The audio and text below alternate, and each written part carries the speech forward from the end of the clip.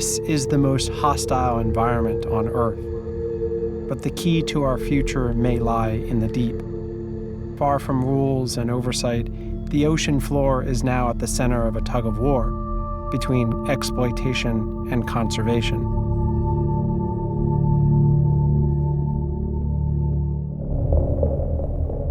Two-thirds of the planet is covered by water.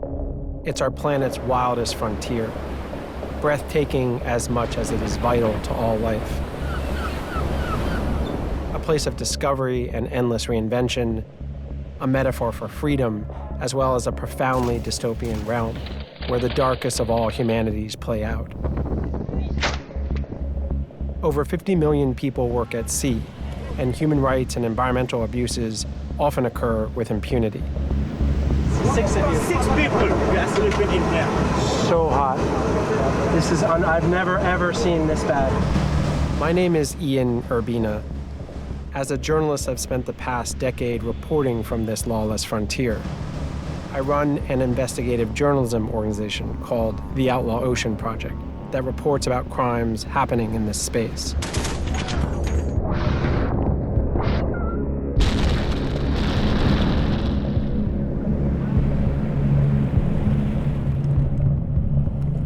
This is the Outlaw Ocean.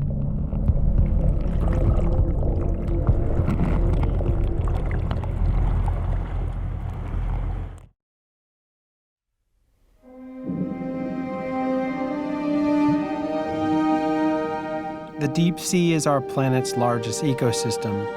It's also the largest depository of minerals. For millennia, that wealth remained untapped. But cutting-edge technology is opening this new frontier to both exploration and exploitation like never before.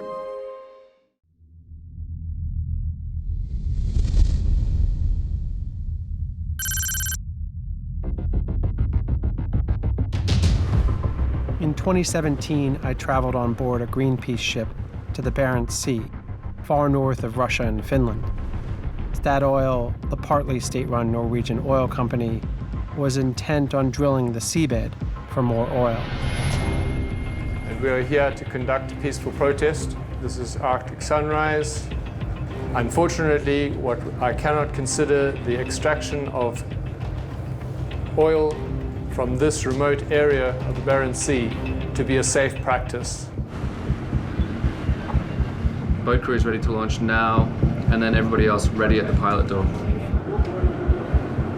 In international waters, the oil industry had reached a new level of risk-taking. No company had ever tried to drill this far north in the Arctic. Norway had signed the Paris Agreements pledging to curtail fossil fuel extraction, and yet it continued to prospect and drill. The murky laws that govern the high seas played fully in their favor. I'm asking you as a captain to take up the people from the water because my ship is gonna tug this ship. That's an order. This Greenpeace protest ended in failure. Its equipment confiscated, its vessel towed away by the Norwegian Coast Guard on request of the oil company. One thing that we are going to continue is persist, and we will continually protest until we hear that the oil rig has stopped drilling. The Statoil project proceeded with barely a delay.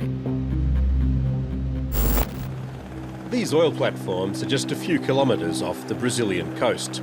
Here, the semi-public corporation Petrobras and other international companies are extracting oil from beneath the seabed.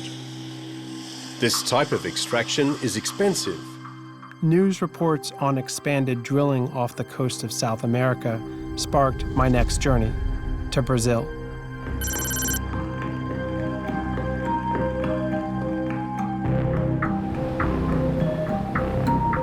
We have 10 degrees port rudder. We're making our turn to 033. I joined local scientists on board the Esperanza, where Greenpeace activists were challenging South America's biggest oil producer from drilling near a coral reef at the mouth of the Amazon River. Given what I had witnessed in the Barents Sea, I didn't hold much hope for the Esperanza's crew. You're Here's where we are now, and this is showing 2.2 meters at 7 seconds from the north to east. Brazil's government had abandoned control to the oil companies, accepting their reassurance that no harm would be done to the ecology around the reef. Greenpeace's goal was to empower Brazilian scientists to document what might be at stake if the drilling were to go ahead. Nobody has properly surveyed this reef except the oil companies that are looking for oil, so they know it's down here, but they're being quiet about it. They're not letting the Brazilians know that there's coral reefs and sponges and rhodoliths and an interesting biome of life down here, most likely new species that have not even been discovered here. It's a travesty. Poorer countries do not have the resources to both independently assess the risks to offshore ecosystems and to fact-check the oil companies. The scientists were in a race against time and vast oil company resources, a classic David and Goliath. We live on the water planet. Most of the surface of our planet is water, and 99% of the livable habitat is ocean. It's amazing to me where we would risk things like this, or we don't even understand what we have to begin with. There have been major discoveries in the ocean, sponges especially, and this is a really important sponge area, that provided major medical breakthroughs. We could find the cure for cancer, or we could destroy it with an oil spill before we even know what we have.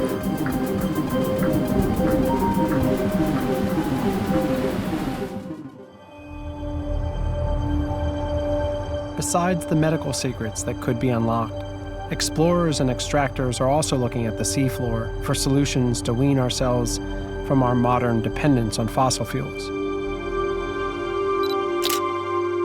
This is what treasure looks like. A polymetallic nodule, so rich that some research suggests it could replace our need to mine on land for cobalt, lithium, nickel, and manganese, essential to power our batteries, vital to our green revolution. The rewards might be great, but so are the risks. Waste from mining alone can travel through the ocean and damage nearby seamounts and coral reef systems. This would in turn put more fish stocks at risk. Many small South Pacific nations feel very differently. Their prosperity and future depend on their ocean floors.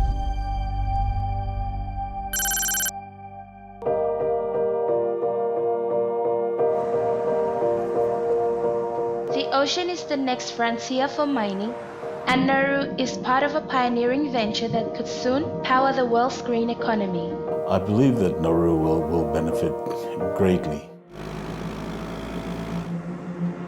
Nauru has for centuries been plundered by colonial powers for its rich phosphate.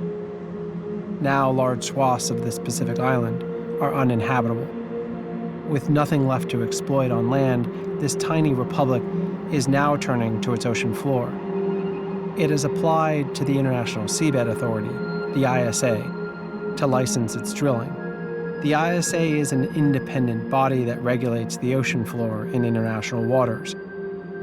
If Nauru gets permission, it's likely to start the next gold rush.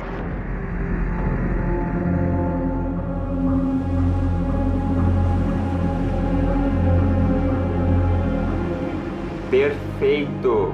Muito obrigado, Chris. Aboard the Esperança, the team of marine biologists are celebrating. The Brazilian government reversed its decision to block the expedition. The mission can go forward. We have the authorization, man. Let's go change course.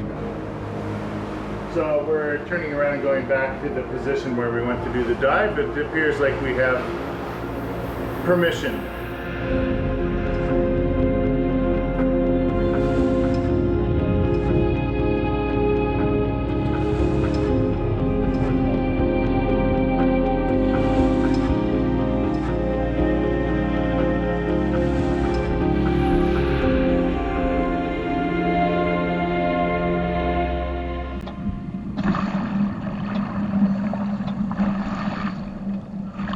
It was mind-altering.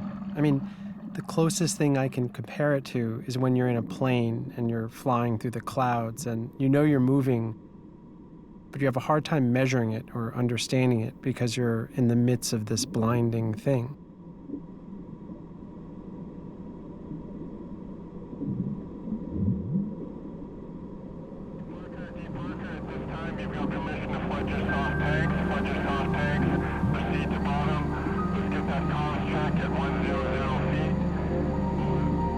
And then when you touch the floor, a cloud of silk surrounds you. And as the cloud of dust settles, you can begin to make out the terrain that looks almost like the moon's surface, at least where we were, and these structures, a coral wall. So here we are at the bottom of the Amazon reef. We are approaching what looks to be a large mound. Deep Parker, how copy on VHF 69, over? I had imagined the seafloor to be barren, but discovered it was the total opposite. What I found was an exotic netherworld, full of wondrous forms of life that no longer fitted the neat animal, mineral, vegetable categories. The lesson I learned was that precisely because they were so alien, not only unknown to science, but also so far removed from the decision-making on land, these creatures and their habitat were even more vulnerable to destructive exploitation. One of the challenges with the ocean is that so much of it is out of sight. And it's easy to imagine that there's really nothing very interesting down there. We've seen how important that can be. Once people see it, they want to protect it. It changes the way they feel about their ocean, about our ocean. Minerals are inextricably linked to the rise of mankind and civilization.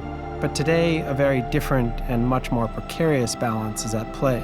I want to see us have a new approach to how we think about our oceans in general, our planet, not even just the ocean, and not just short-term gains that we can make from taking and taking and taking, drilling, mining, fishing.